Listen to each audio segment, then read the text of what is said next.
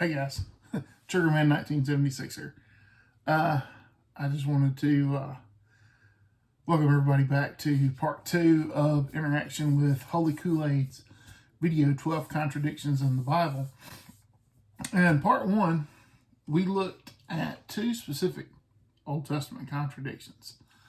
And in this video, we're going to look at 3 alleged contradictions that he highlights in the Gospels. As I stated in the previous video, these aren't intended to be full interactions, but to be general. The fuller response can be found at the blog, at triggermanblog.wordpress.com. And as always, links are in the description. With that being said, once again, before we get started, there are some things that are important that we need to remember. First of all, that the biblical texts are not a single unified text by a single author. They each have their own context and focus, and while they can share a particular genre, the authors are free to present materials as they choose to suit their intentions. Also, we have almost no reason to assume that the writers knew about what the others were writing, and even if they did, we have no reason to dispute their presentation and their narratives. Second, we need to remember we're reading a translation text from a different language. This means there are occasions when rendering the text, elements that would probably be clear to the original audience just are obscured by the fact of translation. Also, we need to remember that because the job of a translator is just simply to render the text they're translating. The text could have issues that are related to the means of transmission, as for 1,500 years, the biblical texts were transmitted through a process of hand copying. And the process sometimes meant it was imperfect, and sometimes inconsistent processes introduced problems that need to be worked out. That's something we saw in the first video. Last, at least for this list, we also need to remember that ancient standards of historiography are considerably different than ours. The ancients weren't necessarily concerned with precision or with the order of events, but with accurately portraying the character of whoever it is they're focusing on. So, with that being said, let's get into the video. Now, in this first clip we're going to look at, Holy Koolaid talks about contradictions in the birth narrative. Only 2 of the 4 canonical Gospels even tell the story of Jesus' birth, and these 2 accounts are irreconcilably different. In both stories, Jesus is born in Bethlehem, but in Matthew, after Jesus' birth, King Herod hears about baby Jesus, described as the future king of the Jews. He feels threatened and has every baby under the age of 2 slaughtered, while Jesus' parents, Mary and Joseph, escape with their child to Egypt until after Herod's death. Compare this to Luke's Gospel, where not only is there no mention of Herod's massacre, but Jesus' parents peacefully stick around Bethlehem until it's time for the baby's ritual purification, which was 33 days after his birth, according to the Jewish law in Leviticus 12. They do that in Jerusalem, where Herod was ruling. And while there, a righteous old man and a prophetess approach baby Jesus in broad daylight in a crowded temple and start shouting to everyone who will listen that this is the coming Messiah. To Jews at the time, the Messiah was believed to be a warrior king of prophecy who would overthrow the Romans. And yet Herod does nothing, and Jesus' family, immediately and uneventfully, head back to their home in Nazareth, about a month after his birth. Joseph lives in Nazareth. The only reason that they go to Bethlehem is for some weird census. So when they move back to Nazareth, they're just naturally going home. But in Matthew, Joseph and Mary are residents of Bethlehem. There's no need for a census to get them there, and hence no mention of it. There's no mention of a manger either, because why would you give birth in a barn when you have a local home? After Jesus is born, Magi from the east set out on a journey from a foreign country to meet him, and he's still with his family in Bethlehem when they arrive, living in a local house. and this was likely significantly after Jesus' birth, since the author of Matthew uses the Greek word paidion to describe Jesus as a young boy when the wise men arrived, rather than the Greek word vrephos, or infant, which would have been used if he had just been born. And after fleeing to Egypt, rather than returning to Nazareth, because according to Luke, that was their home, they only relocate there because Herod's cruel son Archelaus was now ruling over Bethlehem, which was their home, but they couldn't go back to. On an ironic side note though, Herod's other son, Herod Antipas, was ruling in Nazareth where they fled to, and according to the Gospels, would later play a role in the execution of both John the Baptist, Jesus' cousin, and Jesus himself. Oh, and Herod died in 4 BCE. So if Jesus was born during his reign at least a year or two before that, as Matthew claims, heck, even if he was born just a week before Herod died, then this still directly contradicts Luke's claim that he was born during the census of Governor Quirinius, because Quirinius didn't become governor until 6 CE, 10 years after Herod's death. In his Handbook of Biblical Chronology, Bible scholar Jack Finnegan tried to nudge the date of Herod's death forward by showing that some copies of the ancient historian Josephus' book Antiquities of the Jews place Herod's death in the 22nd year of Emperor Tiberius rather than the 20th. And even if I grant him those years, even though it's not academic consensus, there's still at least an 8-year problematic gap. And when you look at the context of why Quirinius became governor, he was literally sent to Syria so that he could liquidate the estate of Herod's son Archelaus and annex his kingdom as a Roman province. After Herod had died, after his kingdom had been divided among his children into 4 parts, and after his son had ruled and then been removed from power. That's why Quirinius took the census, because he was annexing Judea, assessing it so he could tax it, and replacing Herod's son Archelaus with the Roman governor Coponius. All right. That was, I know, a fairly long clip. And he throws a lot of stuff out there. But what we need to recognize here is that Holy Koolaid is focusing on the fact that Matthew and Luke have different focuses.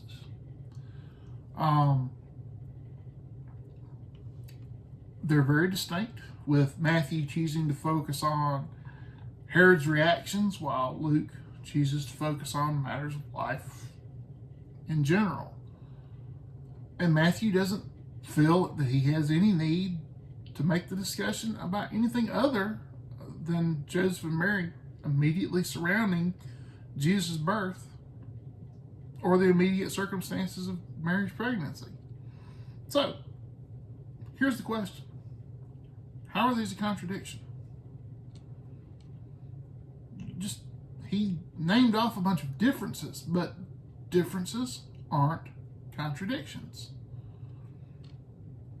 But he does hone in on one issue, and that issue is that I want to focus on just for this video, is the exact time of Jesus' birth. Now, the contradiction seems to be centered on the apparent discrepancy on how Luke dates Jesus' birth, and whether it was, as Holy Koolaid asserts, that Jesus was born during the census of Quirinius. But was he?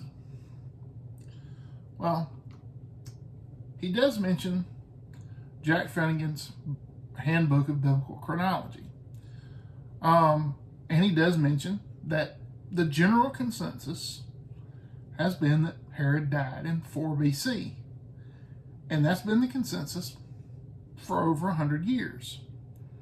However, what Finnegan does do in his book is look at the fact that since about the 1960s, that consensus has been called into question, primarily because of a number of discoveries directed to trying to fix various conflicting chronologies. And Finnegan's book brings the threads of those decades now of discoveries and research together and navigates what is inherently complex, because often chronologies don't have the same starting points and they calculate things differently. And while Finnegan's work is relevant, even more recent scholarship has held that the once lauded date of 4 BC for Herod's death no longer seems tenable. as research has placed Herod's death around 1 BC. Which brings us to the issue of Quirinius, and that even if he were to accept that Herod died in 6 BC, in 1 BC, that's still about 6 years there. That's a pretty big gap to explain. And so that would be a problem.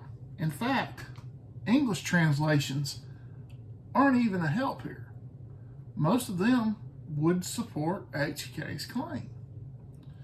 However, as scholars have gone back, armed with a greater understanding of both historical and linguistic context of the original audience, they begin to question whether the word translated first should actually, which is a form of the Greek word protos, would be better translated as before. This would mean that Luke is referring to a census that occurred before Quirinius was governor of Syria. And this is important because the census of Quirinius sparked a very well-known rebellion in the region because it meant the Jews were no longer being treated as a separate nation, but as direct Roman subjects.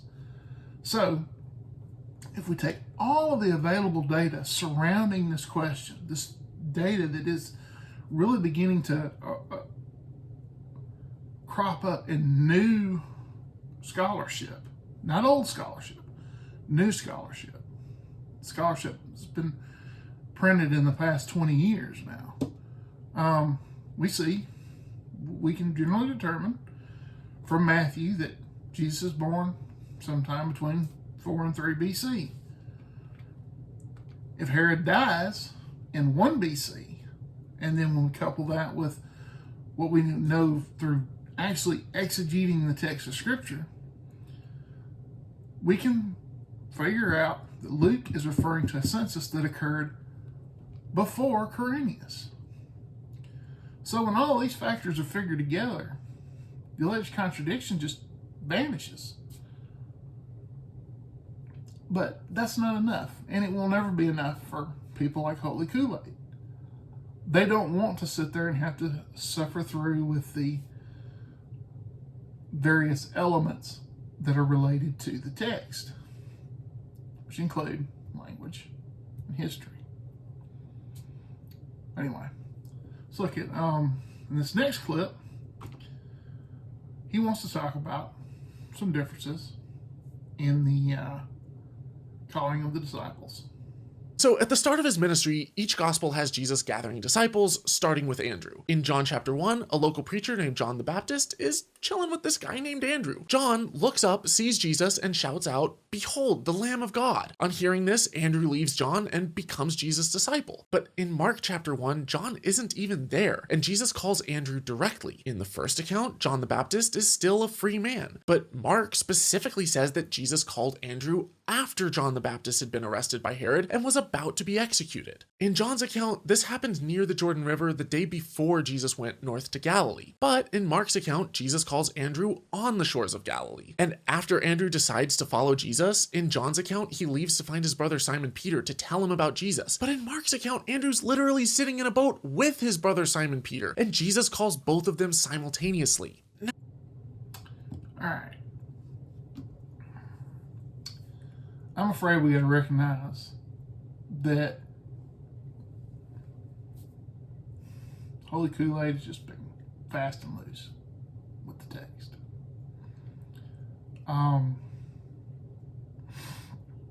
If we're going to treat these things like historiography, then that's how we're going to have to treat them. We're going to treat them according to the standards, fair standards of historiography, and recognize that HK is conflating events. What do I mean by that? If we look at the specific text in question, we notice significant differences in how scenes are portrayed. However, what Holy Koolaid does is conflate a section immediately prior to John 1:35 with the section of John 1:35 and following. And it seems like it's important to point that out because here there are distinct purposes at work. With Mark, he's focused on discipleship, and John is focused on identity. Also, in both instances, we have clear examples of narrative telescoping, where a scene is being collapsed down into bare elements. Mark is compressing what had to be a longer conversation down to just a few sentences. I mean, if we even go over to Luke's gospel, in this specific incident, very drawn out event, clearly takes up most of the time with Jesus teaching and preaching as a miracle involved in it. So there's things going on that get cut out. And even John's version, so if you just read the text, it takes place over a couple of days. And specifically, what he's drawing on is the fact that he focuses on Andrew. Andrew isn't a major character in Mark. Andrew's a major character in John's gospel. Andrew if you just follow Andrew, Andrew becomes one of the major characters in John's gospel. Things to consider. So, where's the contradiction again? If we treat them like historiography, if we recognize what they are, these things can be harmonized. I mean, sure, Andrew could have known Jesus beforehand. That's the reason why when Jesus comes in Luke's gospel and uses he lets Jesus use his and Peter's boat to teach from, while they're sitting there doing their thing, Jesus calls them to be his disciples, to actually go with him. They go so willingly. Why would they go so willingly? Why would a man just walk out and say, hey, follow me? What's that predicated on? You got to think these things through. And last but not least, the death of Judas. So let's see what he has to say here. Now, one of the most famous stories about Jesus is how his disciple Judas betrays him with a kiss. Psych, I'm with these guys. But what happened to Judas afterward depends on which part of the Bible you read. In the Gospel of Matthew, Judas storms back to the chief priests and returns the money that he was paid to betray Jesus by throwing it into the temple. But according to Acts, which was written by the same author who wrote the Gospel of Luke, Judas didn't return the money at all. In Acts, Judas goes land shopping and buys a field with the money, while in Matthew, the priests buy a field with the money. In Matthew, Judas feels so guilty for betraying Jesus that he goes and hangs himself. But in Acts, he's strutting through his new field when he trips, falls, and his intestines spill out. I mean, I guess you can go to elaborate lengths to try to rectify all of these inconsistencies. Rather than going with what's most likely or sticking to the historical method, you violate Occam's razor and engage in all kinds of special pleading for your document. How about we not misrepresent what the text actually says? Now, I'm going to be honest. I have seen some very bad, very complicated people trying to get around what this text says. But specifically, what do I mean by misrepresent? Well, he misrepresents Acts. And if we look at the text of Acts, we'll notice, one, it's a speech. 2, that person that's speaking is Peter. 3, the text in question is one freaking sentence long. So, one sentence. Now, when you compare that with, say, Matthew's account, which is several sentences long, where's the contradiction? It's in a speech. It's hyperbolic. It's clearly hyperbolic. So, when you compare that with a fuller, more matter-of-fact presentation from Matthew, again, where's the contradiction? I'm looking for it. I don't see it. Now, I actually do have a fuller discussion of this text. Now, be sure and drop the link below in the description. But when you actually look at the text, the allegation of contradiction becomes thin.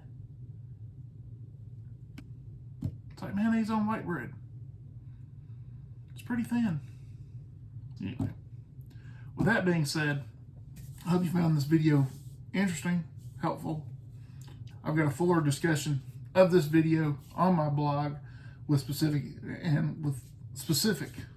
very specific responses to what he says. I'm also going to drop a link to Veritas Domains webpage on there. They've got a very full list of Bible contradictions. They've been updated. They're pretty exhaustive. That's all for this video. If you find it helpful, be sure and like it. If you find it informative, please share it with your friends. And if you're feeling charitable, please subscribe.